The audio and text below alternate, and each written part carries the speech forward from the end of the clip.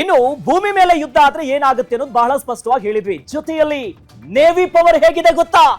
ಭಾರತದ ನೇವಿ ಪವರಿನ ಪರಾಕ್ರಮ ಪಾಕಿಸ್ತಾನ ಎಲ್ಲಾದ್ರೂ ನುಗ್ಗೋದಕ್ಕೆ, ಅರಬ್ಬಿ ಸಮುದ್ರ ದಾಟಿ ಬರ್ತಾರಂತಂದ್ರೆ ಮುಗಿಸೋದಕ್ಕೆ ಪಕ್ಕ ನಮ್ಮ ಹತ್ರ ಶಸ್ತ್ರಗಳು, ಅದಕ್ಕೆ ಬೇಕಾಗಿರೋದು ಎಲ್ಲವೂ ಕೂಡ ಸಿದ್ಧ ಆಗಿದೆ.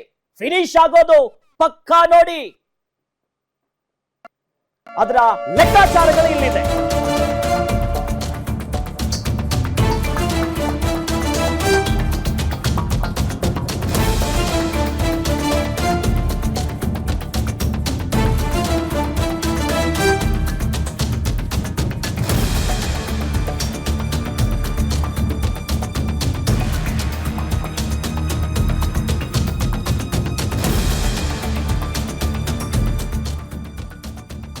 ನೇವಿ ಪವರ್ ನಲ್ಲಿ ನಾವೇ ಕಿಂಗ್. ನೋಡಿ, ಸಮುದ್ರ ಸಮರಕ್ಕೆ ನಿಂತ್ರೆ ನಾವೇ ಪರಾಕ್ರಮವನ್ನ ಮೆರೆಯೋದು.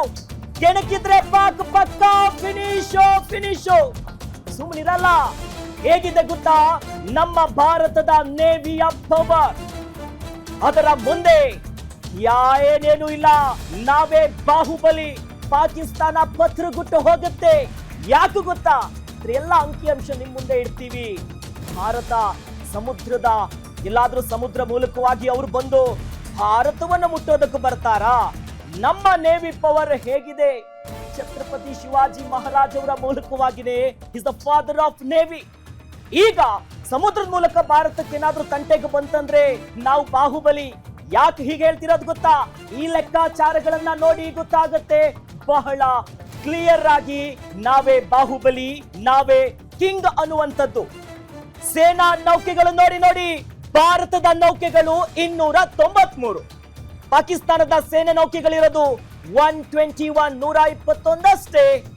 ಭಾರತ ಇನ್ನು ನೋಡಿ, ವಿಮಾನ ವಾಹಕಗಳೇನಿದೆಯಲ್ಲ ನೌಕಾದಲ್ಲಿ ಭಾರತದಲ್ಲಿರೋದು 2 ವಿಮಾನ ವಾಹಕ ನೌಕೆ ಇರೋದು ಅಲ್ಲಿ ಪಾಕಿಸ್ತಾನದ ಬಳಿ 0. ಇನ್ನು ಕೂಡ ಖಾತೆ ಓಪನ್ ಆಗಿಲ್ಲ. ಸಬ್ಮರೀನ್ 18 ಇದೆ ಭಾರತದ ಬಳಿ. ಅವ್ರ ಹತ್ರ ಇರುವಂತ ಸಬ್ಮರೀನ್ 8 ಪಾಕಿಸ್ತಾನದ ಹತ್ರ ಇರೋದು. ಇನ್ನು ಡೆಸ್ಟ್ರಾಯರ್ ಉಡೀಸ್ ಮಾಡೋದಕ್ಕೆ 13 ಇದೆ ನಮ್ಮ ಭಾರತದ ಹತ್ತಿರ. ಅವ್ರ ಹತ್ರ ಪಾಕಿಸ್ತಾನದ ಹತ್ರ ಡೆಸ್ಟ್ರಾಯರ್ ಇರೋದು 0, ಬಿಗ್ 0, ಏನೂ ಇಲ್ಲ. ಜೊತೆಯಲ್ಲಿ ಸೇನಾ ನೌಕೆಗಳ ಲೆಕ್ಕಾಚಾರವನ್ನ ಬಹಳ ಕ್ಲಿಯರ್ ಆಗಿ ನೋಡ್ತಿದ್ದೀವಿ. 293 ನಮ್ಮ ಭಾರತ ಹತ್ರ ಇದ್ರೆ ಡಬಲ್ ಅಲ್ಲ, ಏನಿಲ್ಲ. ಅವ್ರ ಹತ್ರ ಇರೋದು 121 ವಿಮಾನ ವಾಹಕ ನೌಕೆ. ಸಮುದ್ರದ ಮೂಲಕವಾಗಿ ಅವರನ್ನ ಹೊಡೆದು ಬಿಸಾಕೋದಕ್ಕೆ ಅವ್ರ ಹತ್ರ ಸಬ್ಮರೀನ್ ಬಹಳ ಪ್ರಮುಖ. ನಮ್ಮ ಹತ್ತಿರ ಇರೋದು 18, ಅವ್ರ ಹತ್ರ ಇರುವಂತ ಸಬ್ಮರೀನ್ಗಳು 8. ಈ ಲೆಕ್ಕಾಚಾರ ನೋಡಿದ್ವಲ್ಲ, ಬಹಳ ಗೊತ್ತಾಯ್ತು. ಸಮುದ್ರದ ಮೂಲಕ ನಮ್ಮನ್ನು ಮುಟ್ಟೋಕ್ ಬಂದ್ರೆ ಡಮ್ ಢಮಾರ್ ಅಂತ. ಹಾಗಾದ್ರೆ ಭಾರತದ ನಾವು ಯಾವ ರೀತಿಯಾಗಿ ರಕ್ಷಣೆಗೆ ಬಜೆಟ್ ಅನ್ನ ಮೀಸಲಿಟ್ಟಿದ್ದೀವಿ? ನಮ್ಮ ಬಜೆಟ್ ಗಾತ್ರ ಎಷ್ಟಿದೆ ರಕ್ಷಣೆಗೆ, ಡಿಫೆನ್ಸ್ಗೆ? ಪಾಕಿಸ್ತಾನ ಎಷ್ಟಿಡ್ತಾ ಇದೆ? ಪಾಪರ್ ಆಗಿರೋ ಪಾಕಿಸ್ತಾನ ಅವ್ರ ಹತ್ರ ಎಷ್ಟಿದೆ ಅನ್ನೋದನ್ನ ನೋಡ್ತಾ ಹೋಗೋದಾದ್ರೆ, ನಮ್ಮ ಭಾರತದ ರಕ್ಷಣಾ ಬಜೆಟ್ ಇರೋದು $75 ಬಿಲಿಯನ್. ಐ ರಿಪೀಟ್, $75 ಬಿಲಿಯನ್ ನಾವು ರಕ್ಷಣಾ ವಲಯಕ್ಕೆ ಭಾರತ ಮೀಸಲಿಡುತ್ತೆ ಬಜೆಟ್ ನಲ್ಲಿ. ಪಾಕಿಸ್ತಾನ ಇರೋದು $7.64 ಬಿಲಿಯನ್. ಮತ್ತೆ ಹೇಳ್ತೀನಿ, 7 ಅವ್ರ ಹತ್ರ ಇರೋದು 6.4 ಬಿಲಿಯನ್. ಇದ್ರಲ್ಲೇ ಕ್ಲಿಯರ್ ಆಗಿ ಗೊತ್ತಾಗುತ್ತೆ ಭಾರತ ಆಕಾಶದ ಎತ್ತರ ಇದ್ರೆ ಈ ಪಾಕಿಸ್ತಾನ ಫುಲ್ ಕೆಳಗಿದೆ. ಎಲ್ಲಿದೆ ಲೆಕ್ಕಾಚಾರ? ಬರ್ತಾರ ಯುದ್ಧಕ್ಕೆ? ಕ್ಲಿಯರ್ ಕಟ್ ಆಗಿ ಗೊತ್ತಾಗ್ತಾ ಇದೆ. ನಮ್ಮ ರಕ್ಷಣೆಗೋಸ್ಕರನೇ ಭಾರತ ಬಜೆಟ್ ನಲ್ಲಿ ಹಿಮಾಲಯದೆತ್ತರದಲ್ಲಿ ನಾವು ಬಜೆಟ್ ಅನ್ನ ಎತ್ತಿಡ್ತೀವಿ, ಮೀಸಲಿಡ್ತೀವಿ. $75 ಬಿಲಿಯನ್. ಆದ್ರೆ ಪಾಕಿಸ್ತಾನ, ಪಾಪರ್ ಆಗಿರುವಂತ ಪಾಕಿಸ್ತಾನ ದೇಶದ ಜನರಿಗೆ ಒಂದು ಹೊತ್ತು ಊಟವನ್ನು ಕೊಡದೆ ಬರೀ ಮಿಲಿಟರಿಗಂತ ಎತ್ತಿಟ್ಟು ಕೊಟ್ಟಿರೋದು $7.64 ಬಿಲಿಯನ್ ಇರೋದು ಕ್ಲಿಯರ್ ಆಗಿ ಗೊತ್ತಾಗ್ತಾ ಇದೆ. ಹಾಗಾಗಿ ಯುದ್ಧ ಮಾಡ್ತೀವಿ, ಹೊಡಿತೀವಿ ಅಂತಿಲ್ಲ. ನಮ್ಮ ಭಾರತದ ಬಲ ಹೇಗಿದೆ ಗೊತ್ತಾ? ಏನಲ್ಲ ಬಾಹುಬಲಿಯಾಗಿ ಅವರನ್ನ ಸದೆ ಬಡೋದಕ್ಕೆ ನಮ್ಮ ಹತ್ರ ಇರುವಂತಹ ಬಲಗಳೇನು? ಮಹಾಯುದ್ಧಗಳು ಮಾಡೋದಕ್ಕೆ ಮಹಾಶಸ್ತ್ರ ಯಾವುದು? ಏನು ಅವ್ರನ್ನ ಸದೆ ಬಡಿಯೋದಕ್ಕೆ ನಮ್ಮ ಹತ್ರ ಇರುವಂತ ಆ ಬಿಗ್ ಸ್ಟ್ರಾಂಗ್ ಆಗಿರುವಂತ ಪವರ್ ಏನಂತೀರಾ? ಕ್ಲಿಯರ್ ಆಗಿ ನೋಡ್ತಿದ್ದೀರಿ ನೋಡಿ. ಅರ್ಜುನ ಇದು ಮುಖ್ಯ ಯುದ್ಧ ಟ್ಯಾಂಕರ್. ಆಗ್ಲೇ ಯುದ್ಧ ಟ್ಯಾಂಕರ್ ಬಗ್ಗೆ ಹೇಳ್ತಾ ಇದ್ವಿ. ಅರ್ಜುನ ಭಾರತದಲ್ಲಿ ನಿರ್ಮಿತ ಆಗಿದೆ. ನಮ್ಮ ದೇಶದಲ್ಲಿ ಭಾರತ ಭೂಮಿಯಲ್ಲಿ ನಿರ್ಮಿತ ಆಗಿರೋದು ಈ ಟ್ಯಾಂಕರ್. ಇದು ನೋಡಿ, ಅರ್ಜುನ ಕುರುಕ್ಷೇತ್ರ ಅಂದಾಗ ಅರ್ಜುನ ನೆನಪಾಗ್ತಾನೆ. ಇಲ್ಲಿ ಪಾಕಿಸ್ತಾನವನ್ನ ಬಡಿದು ಬಿಸಾಕೋದಕ್ಕೆ ಅರ್ಜುನ ಇದ್ರೆ, ಇನ್ನು ಬಹಳ ಕ್ಲಿಯರ್ ಆಗಿ ಬ್ರಹ್ಮೋಸ್ ಕ್ರೂಸ್ ಕ್ಷಿಪಣಿ ಇದೆ.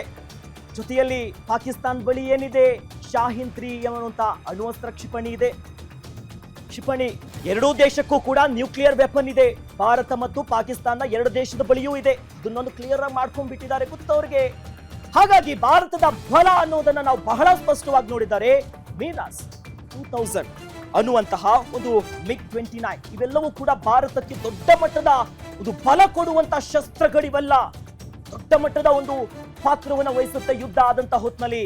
ಪಾಕಿಸ್ತಾನ ಬಳಿ ಏನಿದೆ, ಫಗ್ನವಿ ಮತ್ತು ಶಾಹಿನ್ 1, ಶಾಹಿನ್ 2, ಇದು ಅವ್ರ ಹತ್ರ ಇರುವಂತಹ ಕ್ಷಿಪಣಿಗಳು ಇಟ್ಕೊಂಡಿದ್ದಾರೆ. ಅವರು ವೇಟ್ ಮಾಡ್ತಿದ್ದಾರೆ.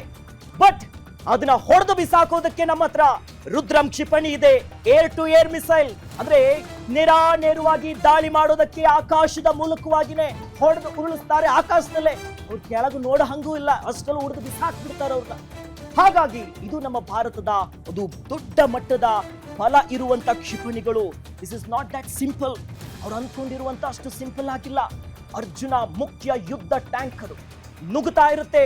ಯಾರ್ಯಾರು ಎದುರು ಸಿಗ್ತಾರೆ, ಬಾರ್ಡರ್ ದೊಡ್ಡ ಮಟ್ಟದ ಬಾರ್ಡರ್ ನಾವು ಹಂಚ್ಕೊಂಡಿದೀವಿ. ಹಾಗಾಗಿ ಜೊತೆಯಲ್ಲಿ T-90 ಭೀಮ್ ಟ್ಯಾಂಕ್ ಇದೆ, ರಫೇಲ್ಗಳಿದೆ ನಮ್ಮ ಹತ್ತಿರ. ಜೊತೆಯಲ್ಲಿ ಪಾಕಿಸ್ತಾನ ಬಳಿ ಭಾರತ 160 ಇದ್ರೆ ಅವ್ರ ಹತ್ರ ಇರೋದು ಬಹಳ ಸಿಂಪಲ್ ಆಗಿ ಕಡಿಮೆ.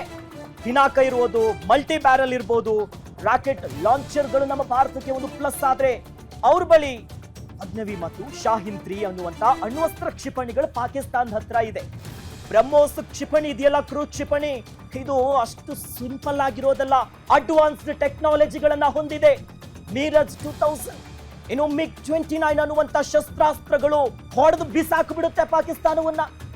ಜೊತೆ ಇದರ ನಡುವೆಯಲ್ಲಿ ಬಹಳ ಕ್ಲಿಯರ್ ಆಗಿ ಗಮನಿಸೋದಾದ್ರೆ, ಶುಕಾ ಇರ್ಬೋದು, 30 MKI ಯುದ್ಧ ವಿಮಾನಗಳು ನೇರವಾಗಿ ಅವರನ್ನ ಹೊಡೆದು ಬಿಸಾಕು ಬಿಡುವಂಥದ್ದು. ಸುಖಾಯ್ M30 MKI ಯುದ್ಧ ವಿಮಾನಗಳು ಒಂದ್ ಕಡೆ ಆದ್ರೆ, ಇತ್ತ ಬ್ರಹ್ಮೋಸ್ ಸೂಪರ್ಸಾನಿಕ್ ಮಿಸೈಲ್ಗಳು ನೇರ ದಾಳಿ ಮಾಡಿ ಹೊಡೆದಿರ್ತೀವಿ. ಇವೆಲ್ಲವನ್ನ ನೋಡಿದ್ಮೇಲೆ ಬಹಳ ಕ್ಲಿಯರ್ ಆಗಿ ಗೊತ್ತಾಗತ್ತೆ, ಪಾಕಿಸ್ತಾನ ಏನಿಲ್ಲ, ಖಾಲಿ ಬಾಯಿ ಮಾತಲ್ಲಿ ಮಾತ್ರ ನಾವು ಅಂತ ಮೆರಿತಾರೆ. ಹಾಗಾಗಿ ಯುದ್ಧದ ಕೌಂಟ್ ಡೌನ್ ಈಗ ನೇರವಾಗಿ ಗೊತ್ತಾಗಿದೆ. ಏನು ಇಲ್ಲದಂತ ಬರದಾಗಿರುವಂತ ಪಾಕಿಸ್ತಾನ ನೋಡ್ಕೊಂಡ್ರೆ ಗೊತ್ತಾಗುತ್ತೆ, ಸುಮ್ಮನೆ ಧ್ವಂಸ ಆಗೋದು ಬಿಟ್ಟು ಶರಣಾಗತಿ ಆದ್ರೆ ಒಳ್ಳೇದಾಗುತ್ತೆ ಅನ್ನೋದು ಕ್ಲಿಯರ್ ಆಗಿ ಗೊತ್ತಾಗುತ್ತೆ. ಹೀಗಾಗಿ ಕೇಂದ್ರ ಸರ್ಕಾರದ ಮುಂದಿನ ನಡೆ ನೋಡೋಣ.